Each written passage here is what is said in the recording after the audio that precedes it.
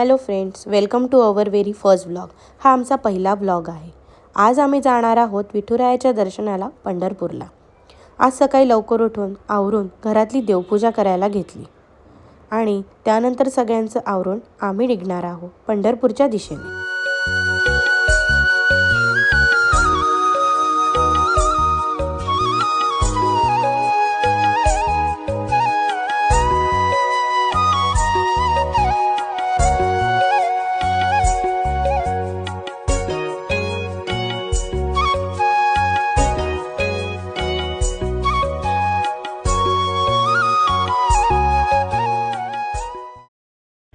Finally आम्ही निघालो आणि आम्ही जाणार आहोत हडपसर, सासवड, जेजुरी या मार्गाने.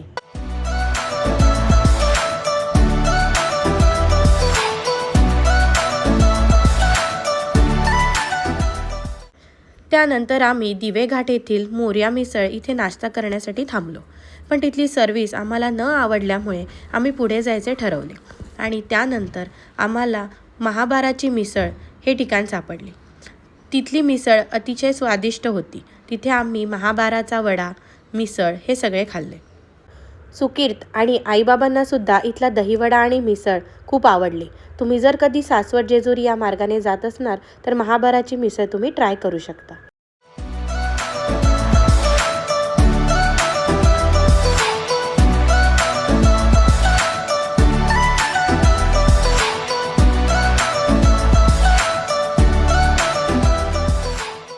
त्यानंतर आम्ही पोहोचलो पंढरपूरला. आम्ही श्री विठ्ठल रुक्मिणी भक्त निवास इथे थांबलो. आम्ही याआधीसुद्धा इथे राहिलेलो होतो, म्हणून आम्ही यावेळेसुद्धा हेच ठिकाण निवडले. इथल्या रूम आणि परिसर अतिशय स्वच्छ, नीट आणि छान आहे. तिथे जेवणाची आणि नाश्त्याची व्यवस्थासुद्धा आहे. शिवाय गाडी पार्किंगसाठी सुद्धा तुम्हाला इथे व्यवस्था मिळेल. इथे आम्हाला 1500मध्ये एक AC रूम मिळाली. इथे नॉन AC आणि ग्रुप स्टेसाठी सुद्धा भरपूर ऑप्शन अवेलेबल आहेत.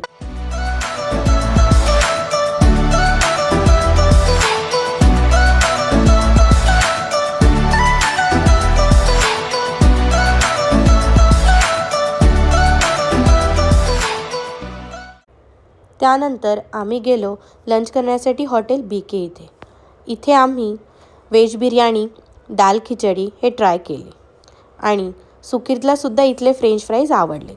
तुम्ही जर कधी पंढरपूरमध्ये आलात तर हे ठिकाण तुम्ही ट्राय करू शकता. त्यानंतर आम्ही रूमवर गेलो, जरा वेळ आराम केला आणि संध्याकाळी आम्ही साईटसीन करण्यासाठी निघालो. पार्किंगची व्यवस्था नसल्यामुळे आम्ही ॲटो रिक्षानीच फिरायचे ठरवले.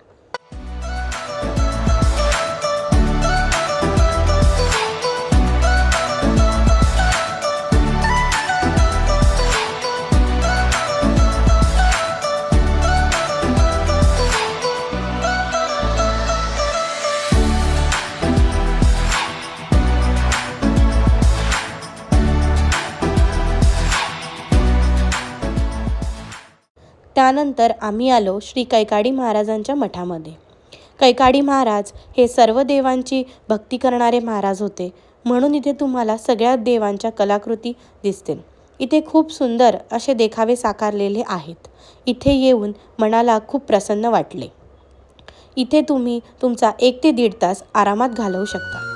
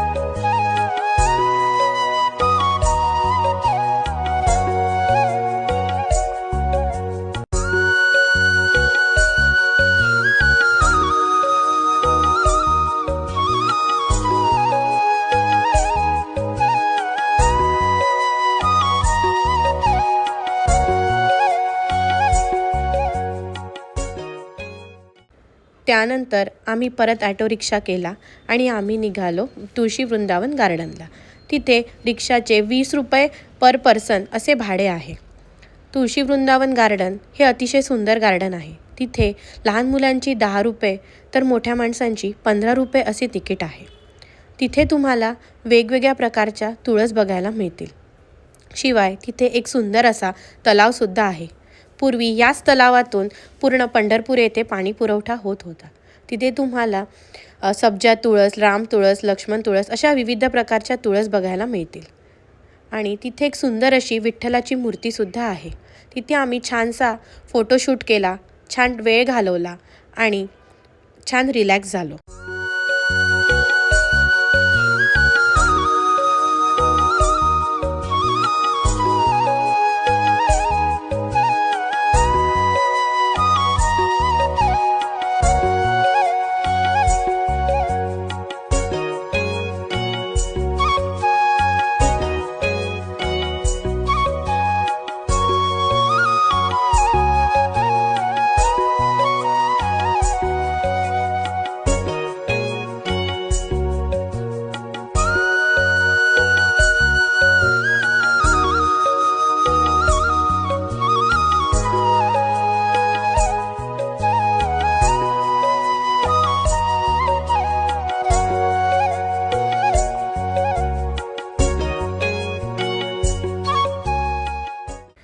नंतर आम्ही आलो मुख्य मंदिराच्या परिसरामध्ये. तिथे आम्ही थोडीशी शॉपिंग केली आणि चंद्रभागेच्या तीरावर जाण्याचे ठरवले. चंद्रभागेच्या तीरावर सुद्धा अनेक छोटी मोठी मंदिरं आहेत. तिथे आम्ही मंदिरांमध्ये जाऊन दर्शन घेतले आणि आमचा निवांतपणे वेळ घालवला.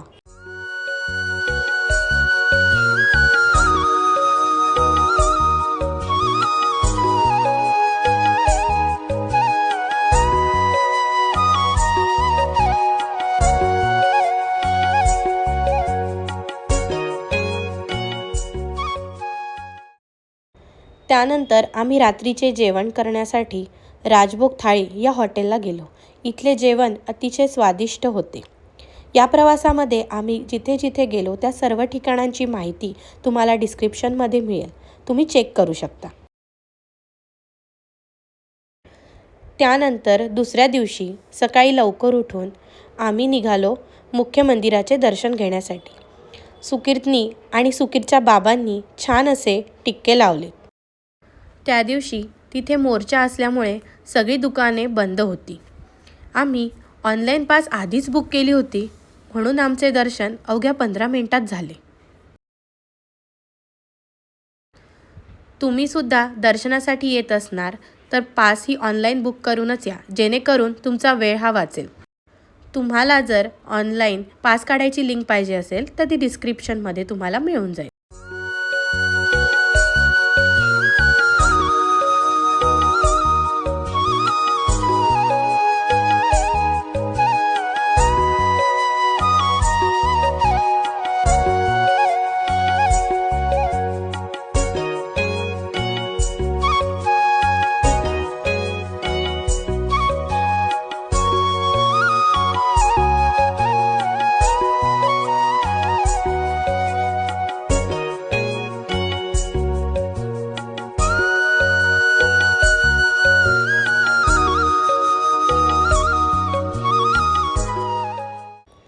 आणि अशा प्रकारे विठू माऊलीचं आणि रुक्मिणी मातेचं दर्शन झालं. डोळे भरून देवाचं रूप पाहिलं. दर्शन झाल्यावर आम्ही थोडी घोडागाडी सवारीची मजा घेतली. तर असा होता आमचा पंढरपूरचा हा सुंदर प्रवास. हा व्लॉग आवडला तर नक्की लाईक करा, शेअर करा आणि आमच्या चॅनलला सबस्क्राईब करायला विसरू नका. बोला पुंडलिक वरदे हरी विठ्ठल.